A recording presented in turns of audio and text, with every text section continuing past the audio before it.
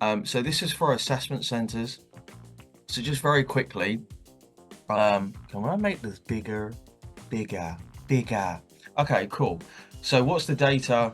I think all of you know me through YouTube. Some of you are, at least one of you is already an existing client of mine.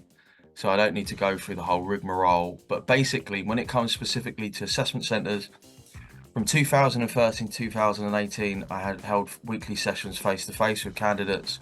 So I did about 1,000 assessment centers, observations, about 500 one-to-one sessions, range of FTSE 100 companies from all industries, and then downwards. And then I would say roughly about 2,000 hours of observations and writing and testing materials for 50 plus companies.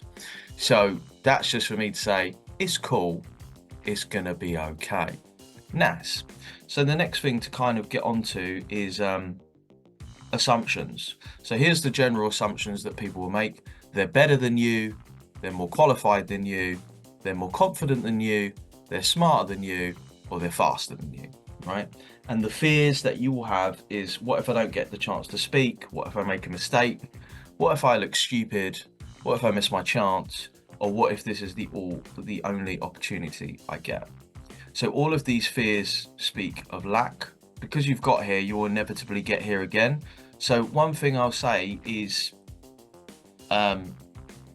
if you get to an assessment centre, you'll get there again. That's just my observations over the last, Christ, it'll be like 11 years soon. It's all learning, it's a lesson, it's not a judgment, it's not the final countdown. It's just another thing for you to do. So here are the types of people.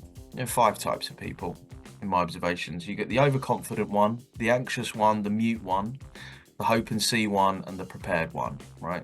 The overconfident one is like, yeah, it's going to be fine. I'm going to absolutely smash it because I'm great when I go out with my mates and I'm really sociable, and they're the one that talk too much.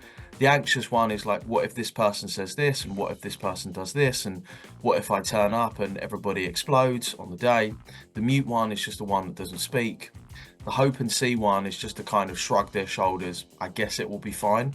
And the prepared one is what you'll be today, right? So here's the promise. Wherever you go, for whatever role and company, you will be the most prepared person there. The most prepared person wins. That's been my coaching ethos for a decade, because you know what to expect and you've seen the truth which others are just seeing. So while they're reacting to what's happening, you are responding. So that just makes you faster, right? It's just like, a bear, versus somebody who's already seen a bear before, right?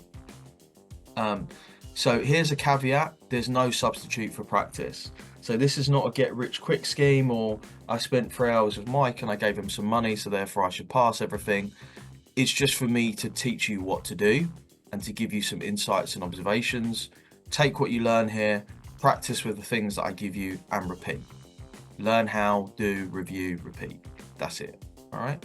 There are only 2 key skills that really are kind of crucial in an assessment centre, which is communication and problem solving. That's it. Any questions so far? If you've got questions, just write them in the chat. Just makes it easier, right? So the event. This is essentially a summary of what an assessment centre is. Solving problems under deadline with strangers. The rest is filler. Opening presentation, meet and greets, Q&A, lunch, dinner, breakfast, whatever it is. Everyone there is capable of passing and failing. And also importantly, everyone is probably there for different roles, right?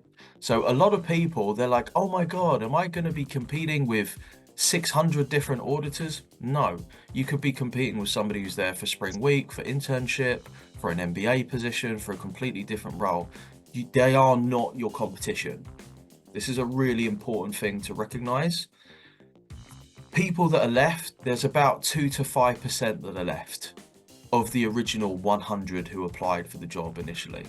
So from a company's point of view, this is the greatest resource suck for them. Assessment centers is like a big deal for a company because you have to marshal lots of different people who can't do their job, bring them all together so that they can observe graduates, interns, MBAs, professionals, whatever it is. So up until this point, pretty much everything is automated or almost automated when you think about it. There's very little cooperation needed between multiple staff. So even if you've had a telephone interview or a live video interview, it's just some guy, or it's probably been outsourced to HR. It might even be outsourced to a third-party agency.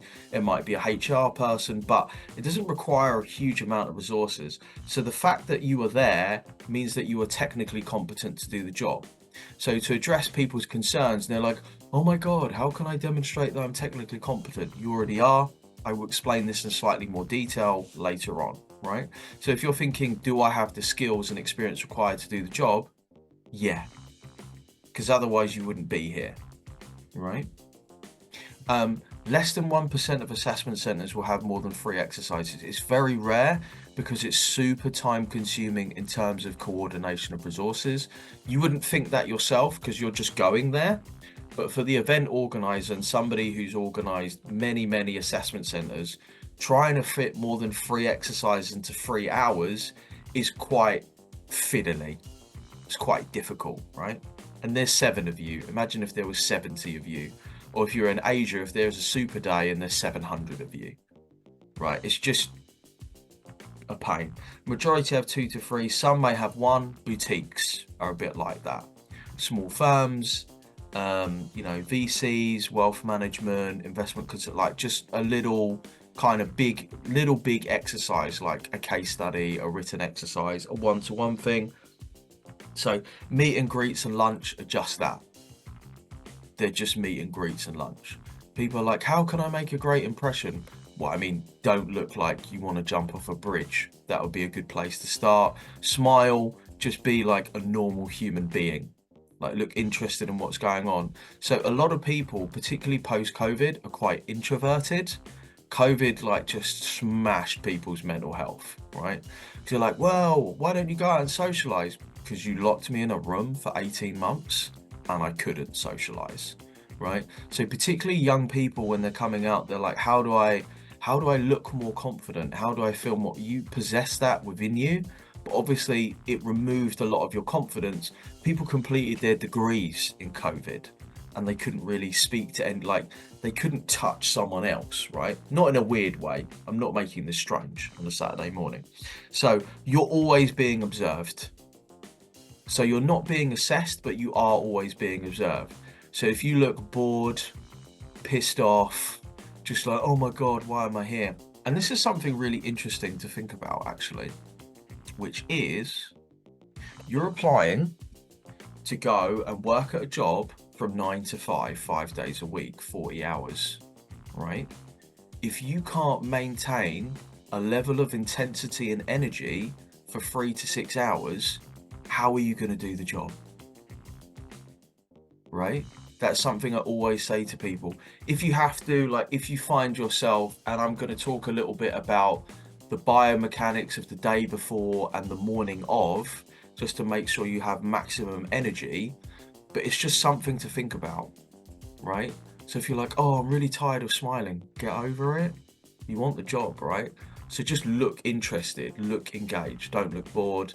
Don't be sitting there looking at your phone like a zombie. Like, just, like disconnect for 3 hours and engage fully with the event which is happening in front of you.